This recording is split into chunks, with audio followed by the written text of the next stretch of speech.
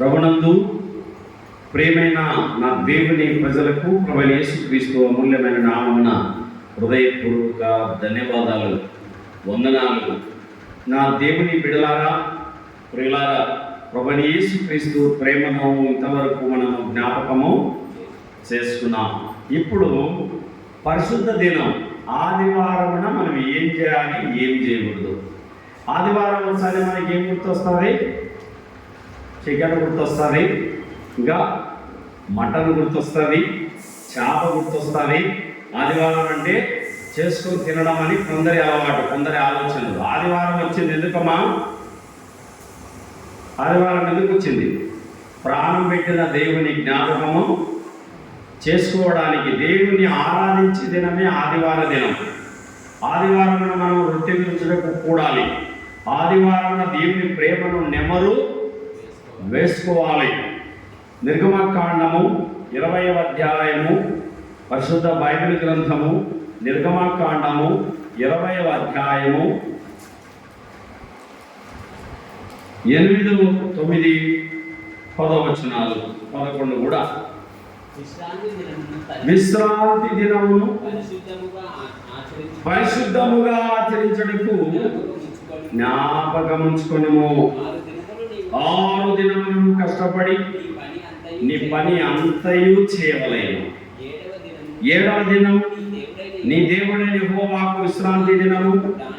దానిలో నీవైనను, నీ కుమారుడైనను, నీ కుమార్తె అయినను, నీ దాసుడైనను, నీ దాసి అయినను, నీ పశువైనను, నీ ఇళ్ళలో ఉన్న పరదేశి అయినను ఏ పనియు చేయకూడదు.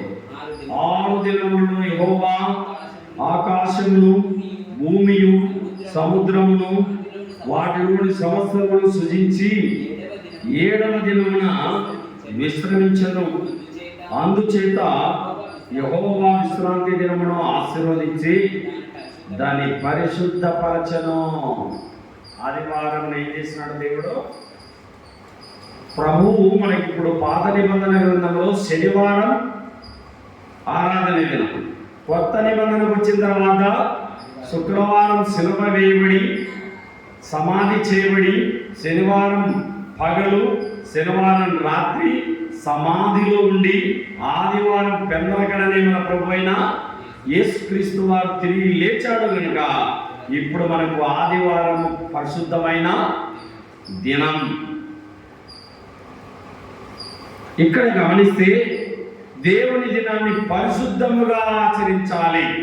ఆదివారం వచ్చిందంటే శనివారం సాయంత్రమే తలస్నానం అయిపోవాలి, శనివారం సాయంత్రమే బట్టలు ఇస్త్రీ అయిపోవాలి, శనివారం సాయంత్రమే ఇంట్లో పండుగ అలగడం అయిపోవాలి, శనివారం సాయంత్రమే తల చిక్కు తీసేసుకోవాలి. ఇంకా ఆదివారం తెల్లవారిన తర్వాత ఏం కావాలి?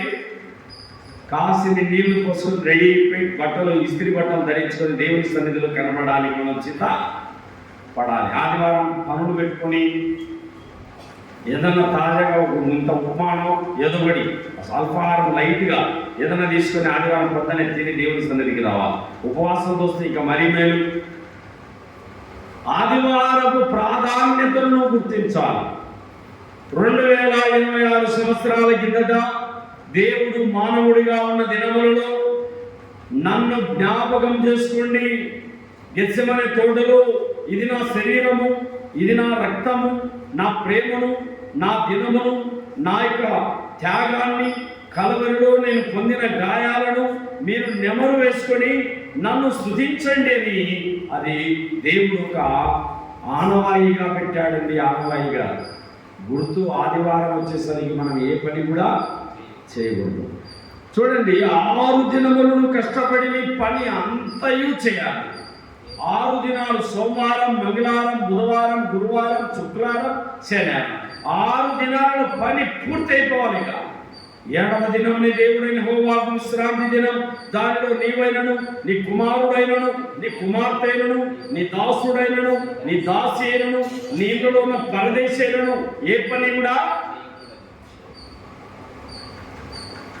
ఆదివారమున మనము రొట్టె విరుచుటకు కూడినప్పుడు. నేను అపోస్తల కార్యముల గ్రంథము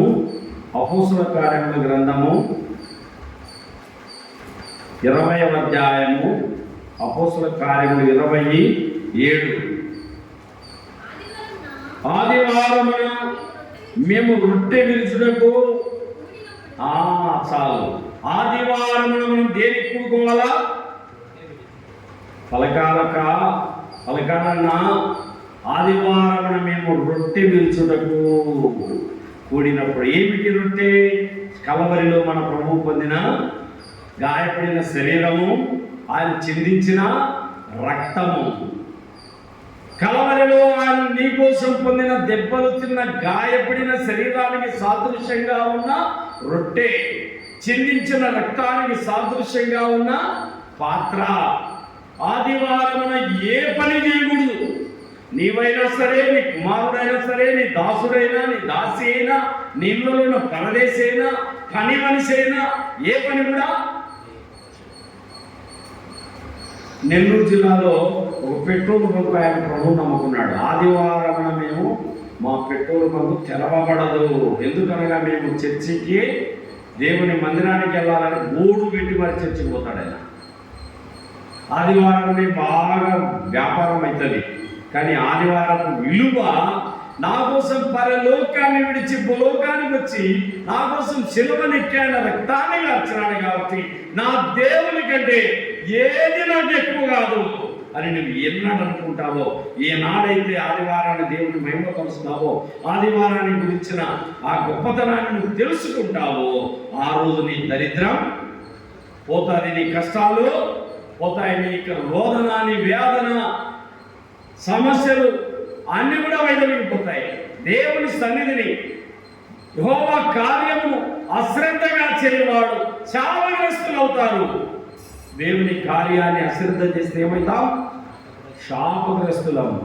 ఈరోజు దేవుడు శిలవలో నలిగిన శరీరాన్ని జ్ఞాపకం చేసుకునే రోజు, చిందించిన రక్తాన్ని త్రాగి ఆ ముక్కను తిని ఆ పాత్రను పుచ్చుకొని అందులో ఆయన ప్రేమను నెమరు వేసుకోవలసిన దినాన, దేవుని ప్రేమను జ్ఞాపకం చేసుకోవలసిన దినాన ప్రయాణాలు తగవు, ఇక ఏమి కూడా తగవండి. ఆదివారం మనం ఎక్కడ కూడుకోవాలి? రొట్టె విరుచుటకు కూడుకోవాలి. నిర్గమాకాండము 31వ అధ్యాయము, నిర్గమాకాండము 31వ అధ్యాయము, మోషే రాసిన నిర్గమాకాండము 31:15. 6 దినములు పని చేయవచ్చును, 7వ దినమున యెహోవాకు ప్రతిష్ఠితమైన విశ్రాంతి దినము. ఆ విశ్రాంతి దినమున పని చేయి ప్రతివాడు తప్పక మరణ శిక్ష. ఆదివారం ప్రయాణాలు చేసేటోళ్ళు ఏం పొందుకుంటారంట? మరణం. ఏం పొందుకుంటారు? ఆదివారపు విలువ ఎరగని వారు ఏం పొందుతారమ్మా? బైబిల్ ఏం చెప్తుంది? మరణ శిక్ష. అంత కఠినంగా ఉన్నది ఆ దినాల్లో దేవుని నిబంధన. వాడు తప్పగా మరణ శిక్ష ఉండును. ఇశ్రాయేలు తమ తరతరములకు విశ్రాంతి దినాచారం అనుసరించి ఆ దినం ఆచరింపవలెను. అది నిత్య నిబంధన.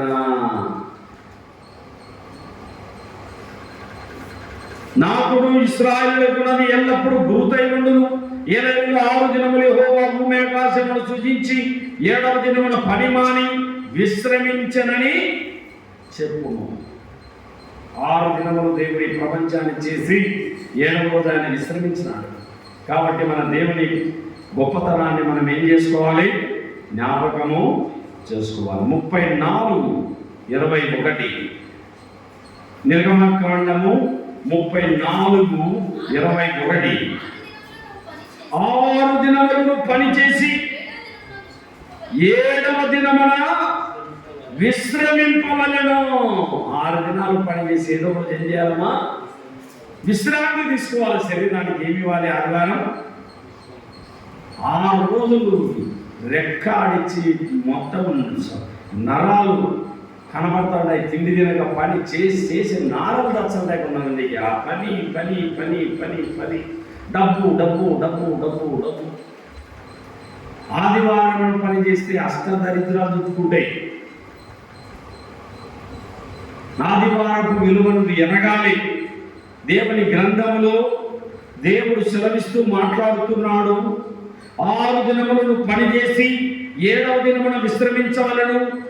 దున్ను కాలమందైనను కోత కొయ్యు కాలమందైనను ఆ దినమున విశ్రమించవలను. అది ఏ కాలమైనా సరే. మంచి ఉరికోతలన్నా 1000 రూపాయలు కూలేనట్టుంది ఆమె. ఏమంటుంది? ఆదివారం ఏమంటుందమ్మా? 1000 రూపాయలు కూలేనా? కొనుక్కున్నప్పుడు చేసుకుందామన్నా. ఆదివారం పనికి పోయింది, దేవుని పుట్టింది. ఏం పుట్టింది? గుడ్ల దేవుని పుట్టింది. మంట అన్నా ఎక్కుతా ఉందని అంటుంది. సంఖలోకి ఎక్కింది. ఇక చేతికి పుట్టిన తేలు ఎక్కడికి పోయింది? సంఖలోకి ఎక్కుతా పోతుంది. సత్సారం నా ప్రార్థన చేయను అంటుంది. నేను ప్రార్థన చేయను నీకన్నా. ఏమన్నాను? నేను ప్రార్థన చెయ్యను. ఎందుకు? 1000 రూపాయలు ఎక్కువ అనుకుంటుపోయినావు. దేవుని కంటే నీకు 1000 రూపాయలే ఎక్కువ అయ్యింది. ప్రాణం పెట్టిన దేవుని, కలవరిలో రక్తాన్ని చిందించిన దేవుని కంటే 1000 రూపాయలు నీకు ఎక్కువయ్యాయి. ఆదివారం రొట్టె విరుచడం మనం కూడాలని దేవుని గ్రంథం సెలవిస్తా ఉంది. ఆదివారం ఏ పని చేయకూడదు. ఈ దేహానికి పూర్తి విశ్రాంతిని ఇవ్వాలి. ఆదివారం శరీరానికి ఏమి ఇవ్వాలా? విశ్రాంతి ఇవ్వాలి దేహానికి. 6 దినములని పని చేయి. నువ్వు పొలం పని చేస్తావా, కూలి పని చేస్తావా, రిక్షా తోలుతావా, రైలు తోలుతావా, బేల్దారి పని చేస్తావా, ఇల్లు కడతావా, ఏ పనైనా చేయి. నువ్వు గొర్రెలు మేపుతావా, మేకలు మేపుతావా, నువ్వు పని చేయి. నీకు నచ్చిన పని చేసుకో. 7వ రోజు శరీరానికి ఏమేమని చెప్తున్నాడు దేవుడు? విశ్రాంతినివ్వండి. ఆదివారం దేవుడికి శరీరానికి ఏమి ఇవ్వాలా? రెస్ట్ ఇవ్వాలి శరీరానికి.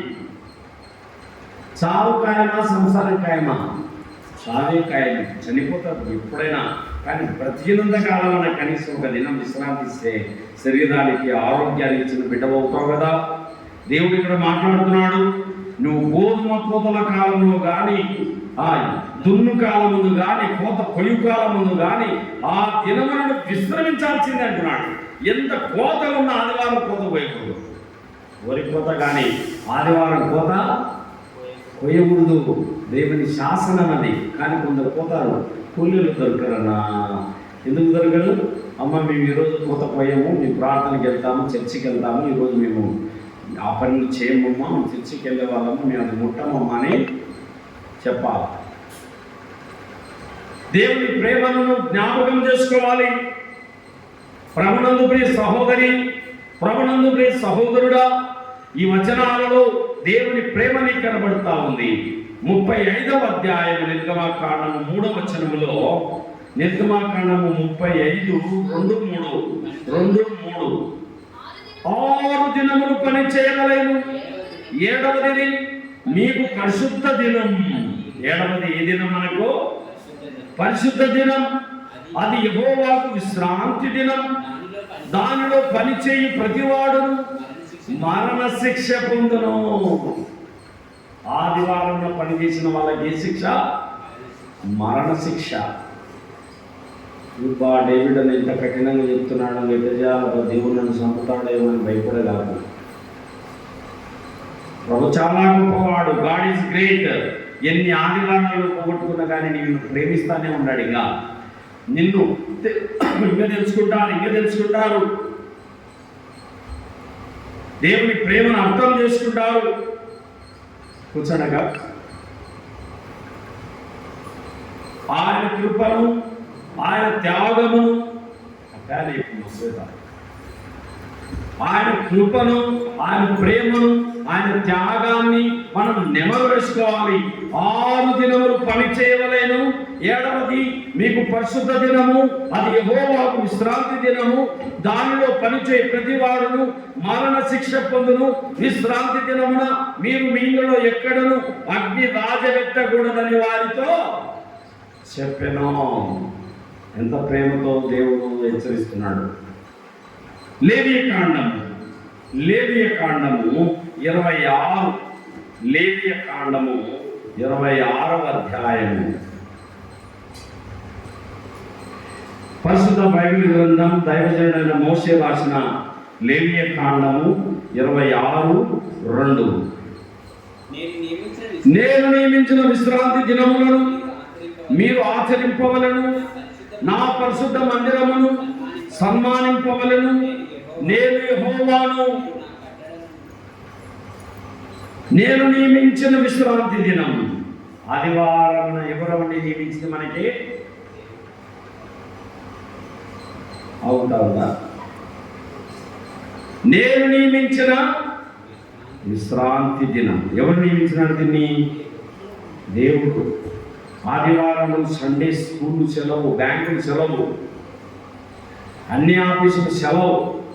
ఎందుకు ఈ సెలవు దినాన్ని దేవుడు మనకి ఇచ్చినాడంటే, కల్వరిలో ప్రాణం పెట్టిన దేవుని త్యాగాన్ని, ఆ సెలవులో మన కోసం ఆయన చిందించిన రక్తాన్ని, మనకు బదులుగా ఆయన పొందిన గాయాలను నెమరు వేసుకోవడానికి దేవుడు ఆదివారం మనకు దేవుని సన్నిధిని మనకు ప్రసాదించినాడు. ద్వితీయోపదేశ కాండము, పరిశుద్ధ బైబిల్ గ్రంథం ద్వితీయోపదేశ కాండము 5వ అధ్యాయము, దైవజనుడైన మోసే రాసిన ద్వితీయోపదేశ కాండము 5వ అధ్యాయము 12వ వచనము. 5:12. నీ దేవుడైన యెహోవా నీకు ఆజ్ఞాపించినట్లు విశ్రాంతి దినమును పరిశుద్ధముగా ఆచరించుము. ఆదివారాన్ని ఎలా ఆచరించాలి మనం? పరిశుద్ధంగా. మంచి ఇస్త్రీ వస్త్రాలు, మంచి బట్టలు ధరించుకోవాలి. ఉదరాబదర వేసుకొని వచ్చారు. పెళ్ళిళ్ళకు పెట్టుకుని మాత్రం బాగా మంచి మంచి బట్టలు వేసుకుని పోతారు. పరిశుద్ధ అలంకారమును ధరించుకొని యెహోవాకు నమస్కారము చేయండి. దేవుని మందిరానికి వచ్చేటప్పుడు మాత్రం 100 రూపాయలు చీర, పెళ్ళిళ్ళకు ఫంక్షన్లకు వెళ్ళేటప్పుడు మాత్రం 1000 రూపాయల చీరలు కట్టుకొని నేను చూడు అని చూపించుకుంటాం. మనమంతా మన వాళ్ళు ప్రదర్శన చేస్తారు. ఒక ఆయన చేయి ఊపుతున్నాడు. ఏమైనా చేయికి ఏమైనా తెగులు వచ్చిందంటే చేతికి బ్యాచ్ లైట్ చూపడానికి ఆయన తిప్పలు పడుతున్నాడు. నా చేతికి ఏముంది? బ్యాచ్ లైట్ ఉంది, నా చేతులకు ఉంగరాలు ఉన్నాయని చెప్పి తన గొప్పతనాన్ని చూపడానికి, పెళ్లిళ్ళలో చూపుకోవడానికి ప్రయత్నాలు. ఆయన వేసుకున్న బంగారు నీత రాదు, ఏమి నీత రావు. ఆదివారమున పొలం పని, ఆదివారమున చికెన్ తెచ్చుకొని వడలు చేసుకొని తినడం ఇంపార్టెంట్ కాదు. ఆదివారం ప్రయాణాలు ఇంపార్టెంట్ కాదు. ప్రాణం పెట్టిన దేవుని కంటే ఏది ఎక్కువ కాదు.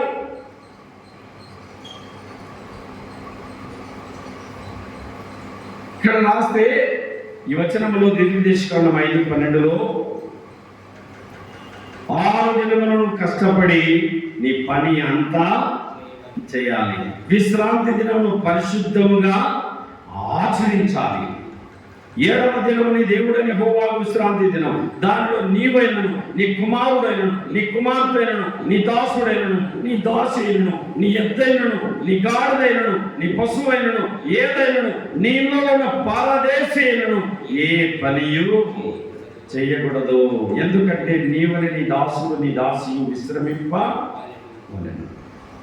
ఆదివారం మనం రెస్ట్ ఇవ్వాలి. దేహానికి ప్రభువును జ్ఞాపకం చేసుకోవాలి, బలలో చేయవేయాలి, ప్రాణం పెట్టిన దేవునికి స్తోత్రాలు చెల్లించాలి.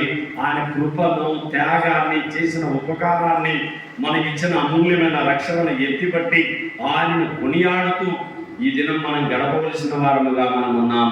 నెహెమ్యా గ్రంథము 10వ అధ్యాయము 31వ వచనము. నెహెమ్యా గ్రంథము 10వ అధ్యాయము 31వ వచనము. నెహెమ్యా 10:31.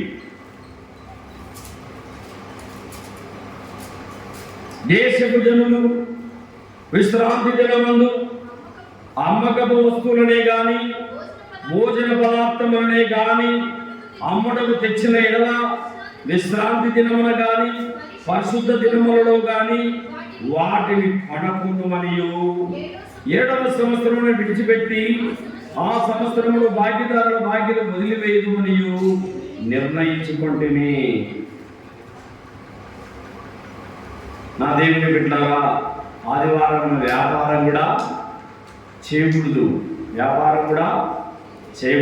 యేసు ప్రభు చేసిన కృపాక్షేమాలను మనం తలపోయవలసిన వారముగా ఉన్నాం. యెషయా గ్రంథం 56, యెషయా గ్రంథము 56:2, యెషయా గ్రంథము 56:2, యెషయా గ్రంథము 56:2. నేను నియమించిన విశ్రాంతి దినమును అపవిత్రపరచకుండా దానిని అనుసరించుచు ఏ కీడు చేయకుండా తన చేతిని బిగబట్టువాడు ధన్యుడు. ఆ ప్రకారము చేసి దాన్ని రూఢిగా గైకొను నరుడు ధన్యుడు. ఆదివారమున కీడు చేయకూడదు దేవుని కూడా. రెండవదిగా అక్కడ దేవుడు ఏం చెప్తున్నాడంటే అపవిత్రపరచకూడదు. నేను నియమించిన విశ్రాంతి దినాన్ని అపవిత్రపరచకుండా ఆ దినాన్ని ఆచరించాలి. ఆదివారం మన దేవుని సన్నిధిని మనం గంతులు వేయాలి. నీతివాగుల కొరకు దుప్పి ఆశించినట్లు నీ కొరకు నా ప్రాణము దప్పిగొని ఉన్నది. దేవుని మందిరానికి రావడానికి దుప్పి నీటి వాగులు ఎట్ట ఎత్తుకుంటా పోతుందో ఆదివారం మనం ఎక్కడికి కనబడాలా?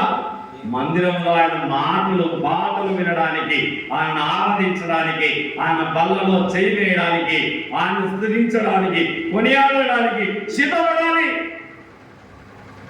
నీటి వాగుల కొరకు దుప్పి ఆశించినట్లు నీ కొరకు నా ప్రాణము దప్పిగొనుచున్నది.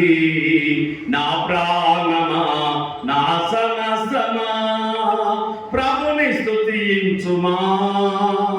నా యేసు చేసిన మేలను నీవు మరువకుమా. నా యేసు చేసిన మేలను నీవు మరువకుమా. పనికిరాని నన్ను నీవు పైకి లేపితివి, క్రీస్తనే బండపైన నన్ను నిలపితివి. పనికిరాని నన్ను నీవు పైకి లేపితివి, క్రీస్తనే బండపైన నన్ను నిలపితివి. నా అడుగులు స్థిరపరచి బలమునిచ్చితివి. నీదు అడుగు జాడలను వెంబడింతు ప్రభు, నే వెంబడింతు ప్రభు. నా ప్రాణమా నా సమస్తమా ప్రభుని స్తుతించుమా. నా యేసు చేసిన మేలను నీవు మరువకుమా. నీటి వాగుల కొరకు దుప్పి ఆశపడినట్టుగా మనం ఆదివారం ఏం ఆశపడాలా? మటన్ బిర్యానీ కోసం చేసుకొని తిని బాగా వడలు చేసుకొని తిందామని ఆశపడకూడదు. ఎన్ని తింటా ఉన్నాం, ఎన్ని కోళ్ళు పోతున్నాయి, ఎన్ని పొట్టెళ్ళు పోతున్నాయి, ఎన్ని మేకపోతులు పోతున్నాయి. మనుషుడు తింటానే ఉన్నాడు. జానడు కడుపులో ఎన్ని పోతున్నాయి. 20 ప్యాకెట్లు బియ్యం మూలన వేసి పెడితే వచ్చే సంవత్సరానికి 20 ప్యాకెట్లు బియ్యం ఉండడంలే. జానడు కడుపు నిండడంలే. పొద్దున తింటే మధ్యాహ్నానికి కాలి, మధ్యాహ్నం తింటే రాత్రికి కాలి, రాత్రి తింటే పొద్దునికి కాలి. తింటానే ఉన్నాం, తినని తిండే లేదు. ఇంకా ఇంకా ఇంకా శరీరం ఏమంటుంది? శరీరం ఆకలి ఇంకా తింటానే ఉంది. ఆకలి తినాలి, కానీ తిండి కోసం దేవుని మందిరాన్ని వదిలిపెట్టకూడదు. ఆదివారమున ప్రభు సన్నిధిని మనము ప్రేమించబద్దులమై ఉన్నాం. యెషయా గ్రంథము 58:13-14. యెషయా గ్రంథము 58:13-14. నా విశ్రాంతి దినమున వ్యాపారము చేయకుండా నాకు ప్రతిష్ఠితమైన దినమని ఏమని అనుకోవాలంటున్నాడు మా దేవుడు? నాకు ఈరోజు ప్రతిష్ఠితమైన దినం, నా దేవుడు మరణించి తిరిగి లేచిన దినం, నా దేవుడు శిలువనెక్కి తిరిగి లేచిన దినం అని నువ్వు దాన్ని ప్రతిష్ఠితమైనదిగా, ప్రత్యేకమైన దినముగా నా విశ్రాంతి దినమును వ్యాపారము చేయకుండా నాకు ప్రతిష్ఠితమైన దినమని ఊరకుండిన ఎడల విశ్రాంతి దినము మనోహరమైనదనియు యెహోవాకు ప్రతిష్ఠిత దినమనియు ఘనమైనదనియు అనుకొని దాని ఘనముగా ఆచరించిన ఎడల నీకిష్టమైన పనులు చెయ్యకయు వ్యాపారము చెయ్యకయు లోకవార్తలు చెప్పుకొనకయు ఉండిన ఎడల నీవు యెహోవా యందు ఆనందించదవు. దేశం యొక్క ఉన్నత స్థలముల మీద నేను నిన్ను ఎక్కించదను. నీ తండ్రి అయిన యాకోబు స్వాస్థ్యమును నీ అనుభవములో ఉంచదను. యెహోవా సెలవిచ్చిన వాక్కు ఇదే. దేవుడు ఎంత మంచి మాటలు చెప్తున్నాడు. చిన్న పిల్లలు చెప్తున్నాడు. అరటి పండు తీసి తినిపించినట్టు చెప్తున్నాడు. నైనా ఆదివారం ఏ పని పెట్టుకోకుండా, అమ్మా ఏ పని పెట్టుకోకమ్మా, నన్ను జ్ఞాపకం చేసుకోమ్మా. ఈ దినం ప్రతిష్ఠితమైన దినమని, మనోహరమైన దినమని, శ్రేష్టమైన దినమని, ఘనమైన దినమని దాన్ని ఘనముగా నువ్వు ఆచరిస్తే, ఆదివారాన్ని నువ్వు ఘనముగా ఆచరిస్తే నన్ను గణపరచు వారిని నేను కూడా గణపరచెదను. దేవుడు కూడా నిన్ను గణపరుస్తాడు. దేవుణ్ణి గణపరిస్తే దేవుడు నిన్ను గణపరుస్తాడు. 6 దినములు నీకు ఇచ్చినాడు దేవుడు. ఎన్ని దినాలు ఇచ్చినాడమ్మా? 6 దినాలు. సోమ, మంగళ, బుధ, గురు, శుక్ర, శని 6 దినాలు నీకు ఇచ్చినాడు. నువ్వు పొలం పని చేసుకుంటావా, ఇంటి పని చేసుకుంటావా, ఏమైనా తీసుకో. 6 దినాలు కష్టపడు. 7వ రోజు నీ శరీరానికి రెస్ట్. ఘనమైన దినముగా, మనోహరమైన దినముగా, ప్రతిష్ఠితమైన దినముగా దానిని ఎంచుకో. అప్పుడు నీవు ఆశీర్వదించబడతావు. నువ్వు యెహోవా యందు ఆనందిస్తావు. లోక వార్తలు చెప్పుకోవద్దు. దేశం యొక్క ఉన్నత స్థలాల మీద నేను నిన్ను ఎక్కించాలంటే ఆదివారము మనోహరమైనదిగా నువ్వు ఎంచవలసిన బాధ్యత ఉన్నది. ఇర్మియా గ్రంథము 17వ అధ్యాయము, ఇర్మియా గ్రంథము 17వ అధ్యాయము 21వ వచనము. ఇర్మియా 17:21.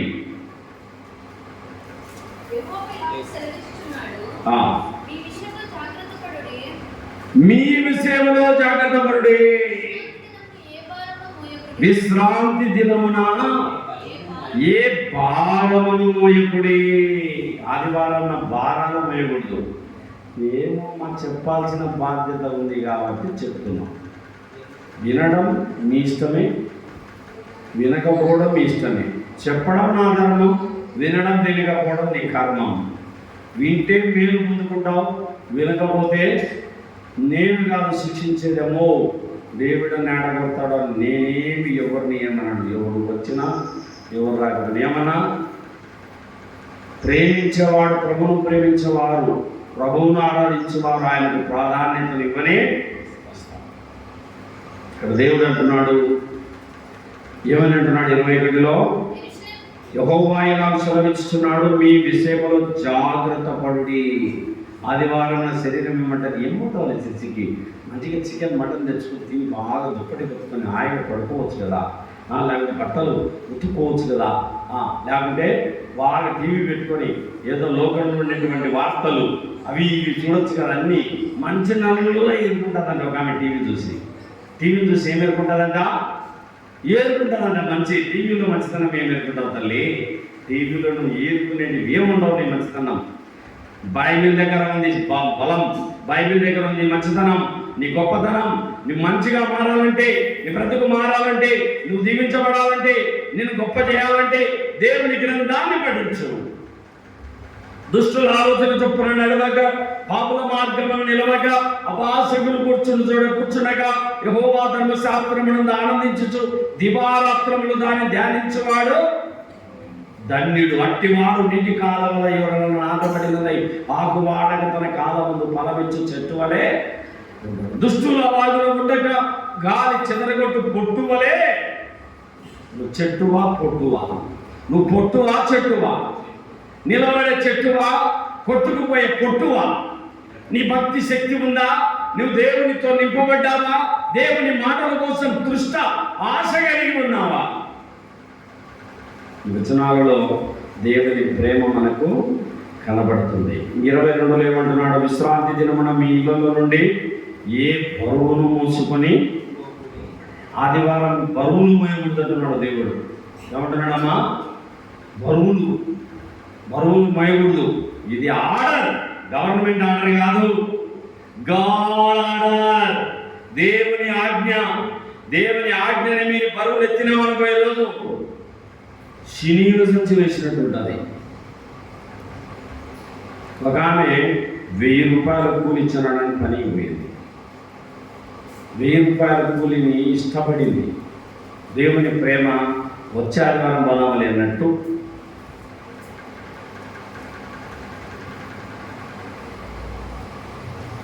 నిర్లక్ష్యం. ఇక్కడే ఒక పల్లె ఉంది, మా ఊరికి దగ్గరలో ఒక పల్లె ఉంది, సాగరాజు వేముల అని. సాగరాజంలో ఒక వృద్ధురాలు దేవుడు నమ్ముకుంది. ఆమె మా ఊరికి రావాలంటే ఆ ఊరికి మా ఊరికి మధ్య ఒక నది ప్రవహిస్తుంది. ఆ నదిలో దిగి రావాలి. బ్రిడ్జీలు లేవు అప్పుడు, ఇప్పుడు కడుతున్నారు. ఆమెను చాలామంది బర్రెల కాపరులు, పశువుల కాపరులు చెప్పారు, అమ్మాయి నదిలో కొట్టుకపోతావు, ఏమో ఒక ఆదివారం చర్చికి బాగపోతే ఏం కాదు, పోయి ఇంట్లో పోయి కూర్చొని ప్రార్థన చేసుకోమంటే ఆమె అంటుంది, పోతే చర్చికి పోతా. నదిలో చిన్నగా బైబిల్ నెత్తిన పెట్టుకుంటుంది, గొంతు దాకా వచ్చాయి నీళ్ళు. ఎంత దాకా చెప్పండి అమ్మా, చెప్పండి అన్నా. గొంతు దాకా బట్టలన్నీ దర్శిపోతాయి, బైబిల్ ఒక్కటి దర్శకుంటే చాలు. ఆమె ఆలోచన, ఏం ఆలోచన? నా దేవుని గ్రంథం తరుచుకుంటే చాలని బైబిల్ నెత్తిన పెట్టుకుంటావే, తరుచుకుంటూ పోతుంది. దారిలో మనం నడుచుకుంటూ పోయేసరికి దారిలో ఆరిపోతాయి బట్టలు. ఆమె ఎంత విశ్వాసం అంటే, ఆమెకు 3 మూగు పిల్లలే, 3 కూతుర్లు పుడితే 3 మూగు పిల్లలే. బాధ లేదా సుజానమ్మ అంటే, నాకు ఏ బాధ లేదయ్యా, అందరూ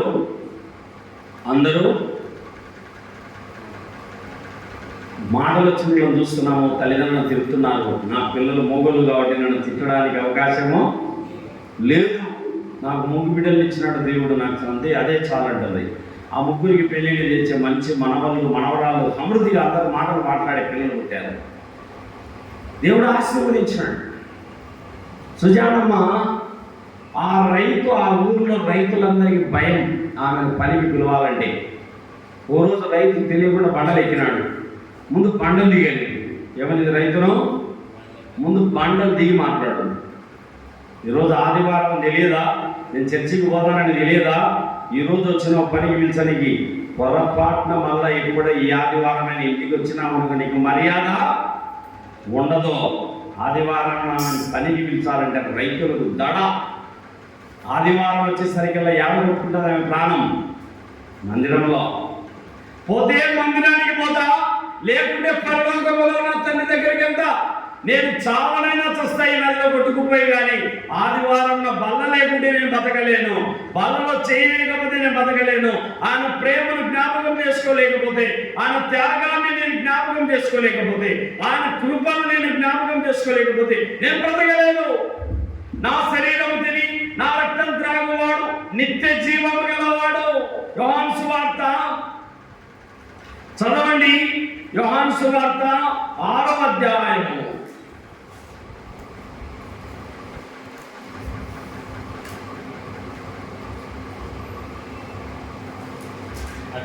యోహాను 6:53.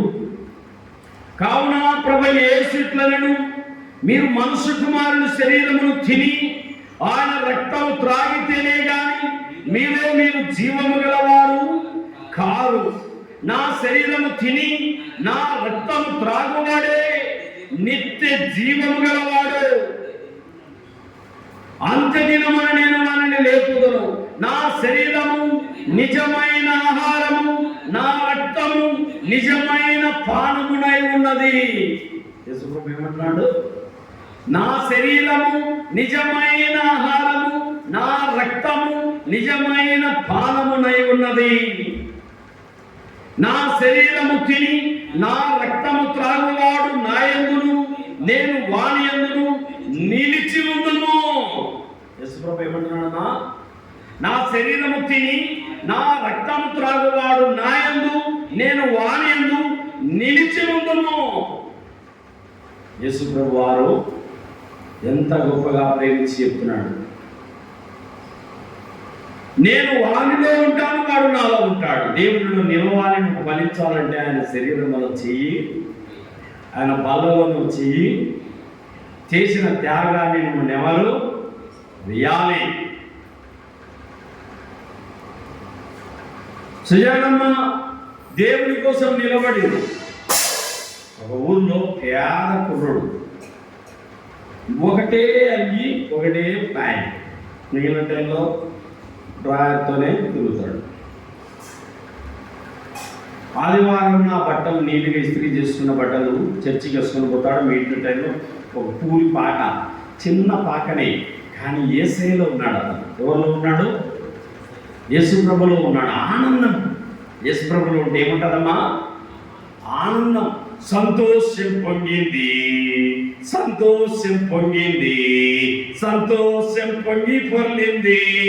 హల్లెలూయా. యేసు నన్ను రక్షించి నా పాపం క్షమించి సంతోషం పొంగి పొర్లింది, సంతోషం పొంగింది, సంతోషం పొంగింది, సంతోషం పొంగి పొర్లింది.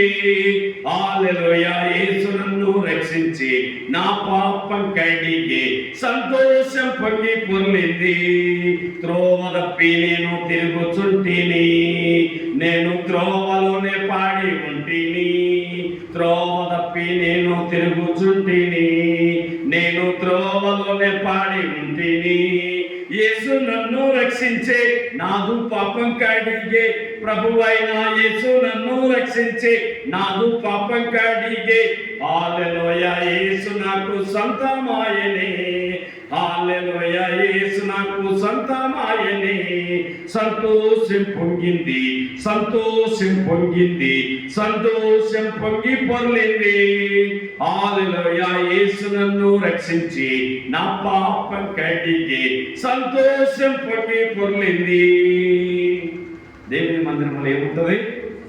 నీ సన్నిధిని సంపూర్ణ సంతోషము. కీర్తనలు 16:11. దావీదు రాసిన కీర్తనల గ్రంథము 16:11.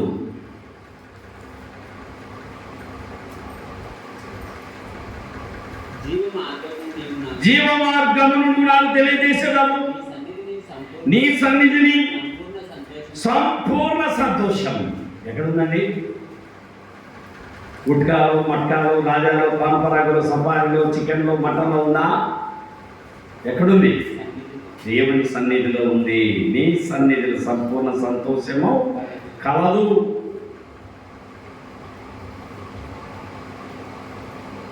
అది 27వ అధ్యాయం. దాని రాసిన కీర్తనలు 27:4.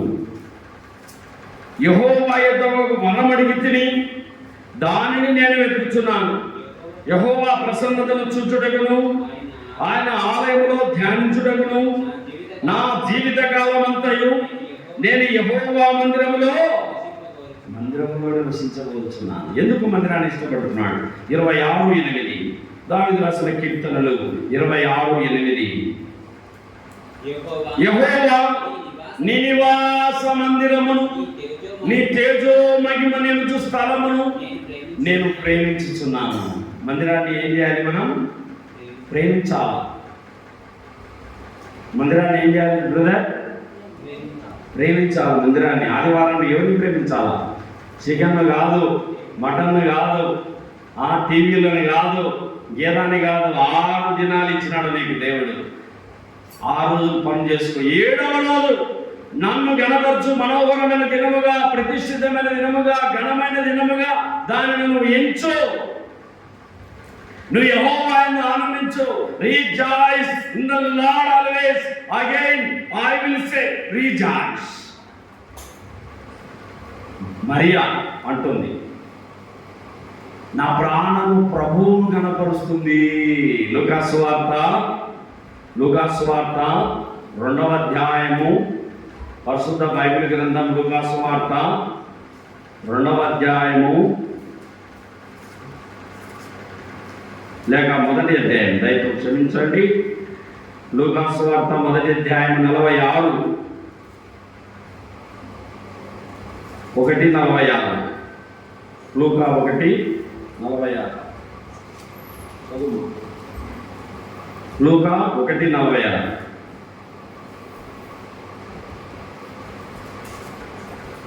అప్పుడు మరియ ఇట్లనెను, నా ప్రాణము ప్రభువును గణపరచుచున్నది, ఆయన తన దాసురాలి దీనస్థితిని కటాక్షించెను, నా ఆత్మ నా రక్షకుడైన దేవుని యందు ఆనందించెను, సర్వశక్తిమంతుడు నాకు గొప్ప కార్యములు చేసిన గనక ఇది మొదలుకొని అన్ని తరముల వారు నన్ను ధన్యవాదని అందరూ. ఆయన నామము పరిశుద్ధము. మరియ దేవుని మహిమపరుస్తుంది. And Mary said my soul magnifies the Lord. నా ప్రాణము నా దేవుని గణపరుస్తా ఉంది, మహిమపరుస్తా ఉంది, కీర్తిస్తా ఉందని మరియమ్మ దేవుని ఆరాధిస్తుంటే మరియమ్మను ఆరాధించడం తిక్కోళ్ళు ఉన్నారు.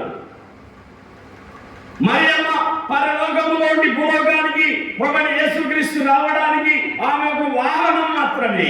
మనం బస్సు ఎక్కినప్పుడు ఎలాగైతే మన గమ్యం చేరుస్తాదో అలాగే పరలోకములోంచి భూలోకానికి రావడానికి ఆమె ఒక స్త్రీ, కన్య మరి. అంతే. ఇప్పుడు మనం చంద్రబాబు నాయుడుకి దండ వేస్తామా? చంద్రబాబు నాయుడు మోసుకుని వచ్చిన విమానానికి దండ వేస్తామా? మీరే చెప్పండి. ఎవరికి దండ వేస్తాం? దండ ఎవరికి ఇస్తాం? చంద్రబాబు నాయుడికి ఇస్తాం. ఎందుకు? మన నారా చంద్రబాబు నాయుడు మన రాష్ట్రానికి ముఖ్యమంత్రి. ఆయన మోసుకుని వచ్చిన విమానానికి కాదు వేయాల్సింది దండ, ముఖ్యమంత్రి గారికి దండ వేయాలి. పరలోకము తండ్రి ఆ పరలోకాన్ని విడిచి కన్యమరి గర్భములో భూలోకమును జన్మించాడు కనుక యేసు ప్రభువుకు మనం మహిమపరచాలి తప్ప కన్యమరికి కాదు. ఆమె మరలా యేసు ప్రభు పుట్టినాడు, పెళ్లి చేసుకుంది. 4 తమ్ముళ్ళు ఉన్నారు యేసు ప్రభువుకు, 3 చెల్లెళ్ళు ఉన్నారు యేసు ప్రభువుకు. మార్క్స్ వార్త 5వ అధ్యాయంలో ఆ లెక్క ఉంది. మార్క్స్ వార్త 5వ అధ్యాయంలో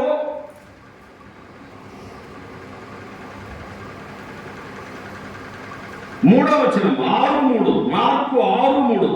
ఇతడు మరియ కుమారుడు గానా? ఇతడు యాకోబు, యోసే, యూదా, సీమోను అనువారి సహోదరుడకు వడ్లవాడు కాడా?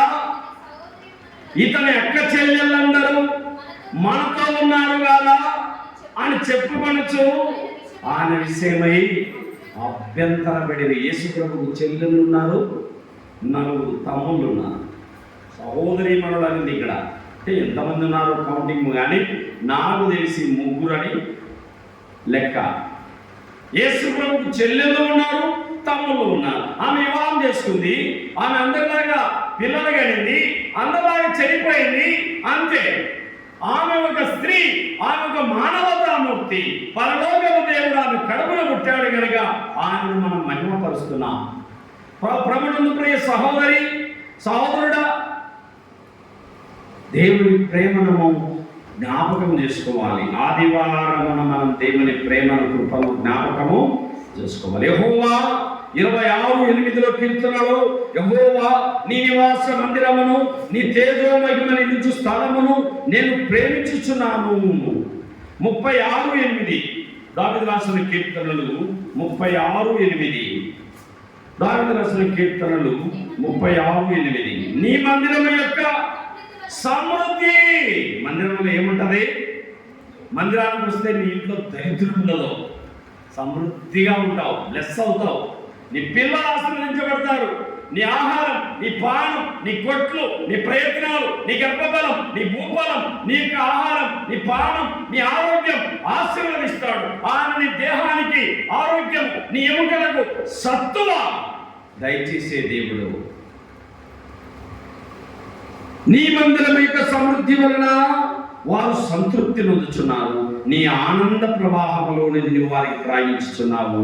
నీ యొద్ద జీవపు ఊట, ఆనంద ప్రవాహం. మందిరంలో ఏముంటది?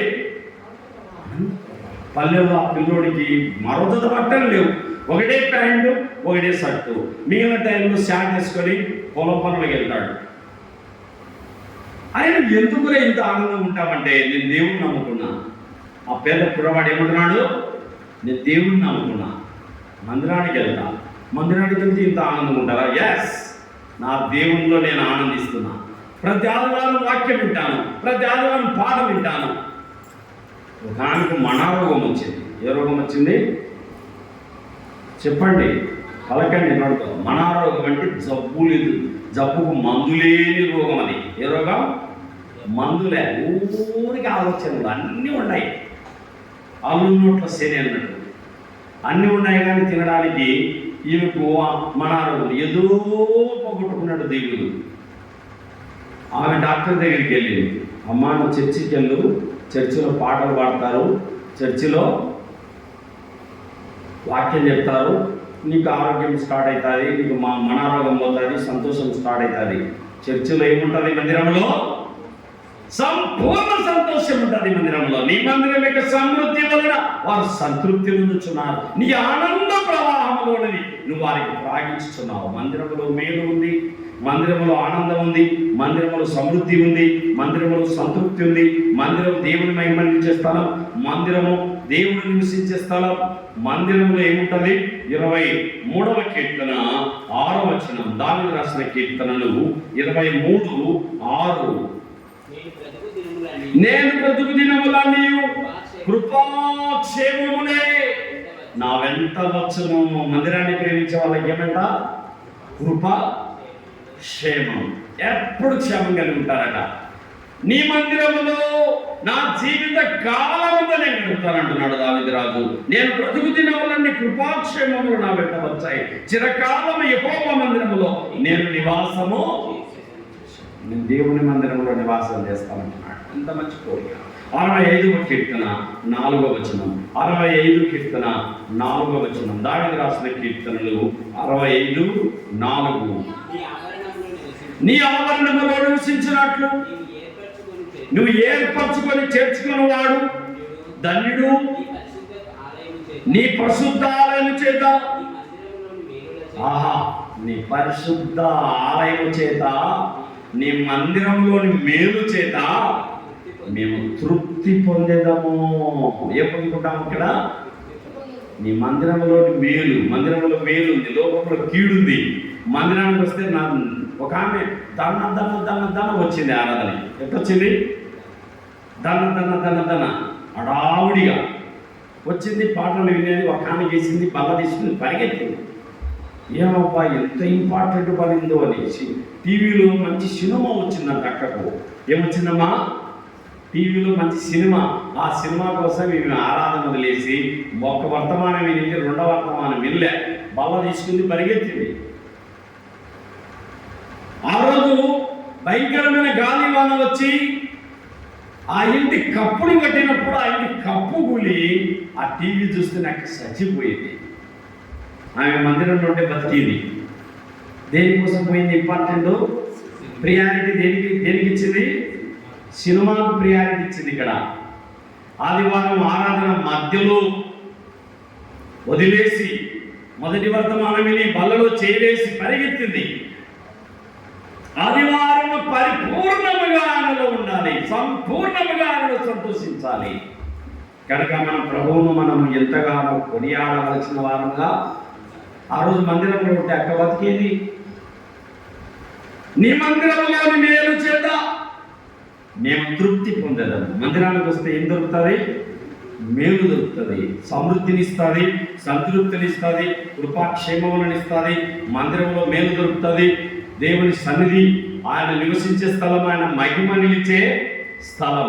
కనుక మనం దేవుని సన్నిధిని, దేవునిలోనే మనం గడపవలసిన వారముగా ఉన్నాం. హెజ్కేలు గ్రంథము 44:24. హెజ్కేలు 44:24. హెజ్కేలు గ్రంథము 44:24.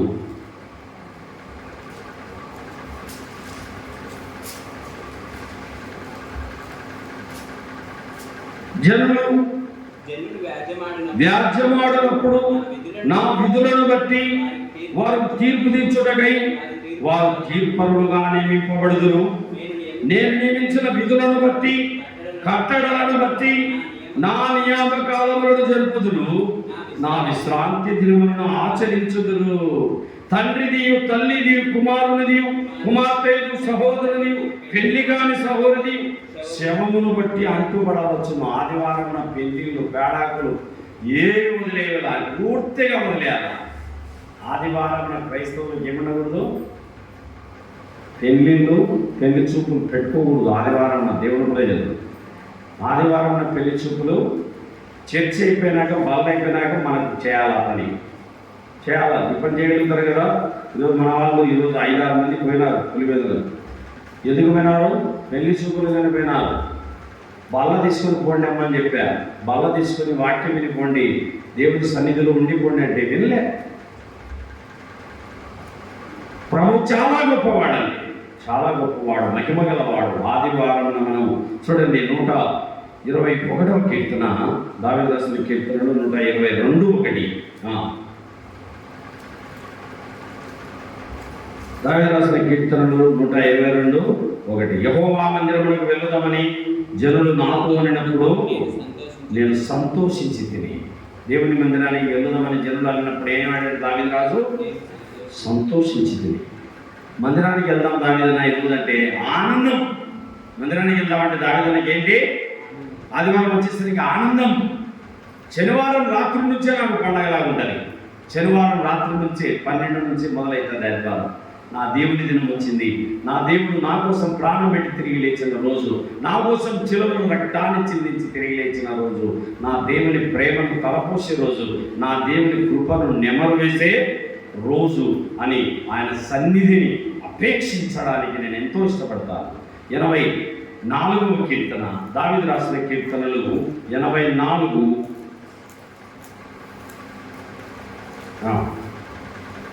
84:4 లేక మొదటి 2 వచనాలు. 84 మొదటి 2. సైన్యములకు అధిపతియగు యెహోవా, నీ నివాసములు ఎంత రమ్యములు! యెహోవా మందిర ఆవరణము చూడవలనని నా ప్రాణము ఎంతో ఆశపడుచున్నది. అది సొమ్మసిల్లుచున్నది. జీవము గల దేవుని దర్శించుటకు నా హృదయమును నా శరీరమును ఆనందముతో కేకలు వేస్తున్నది. దేవుని మందిరానికి రావడానికి కేకలు వేస్తా ఉన్నది హృదయం. నా హృదయమెంతో జీవము గల దేవుని దర్శించుటాకు కేకలేయుచున్నది. నా హృదయమెంతో జీవము గల దేవుని దర్శించుటాకు కేకలేయుచున్నది.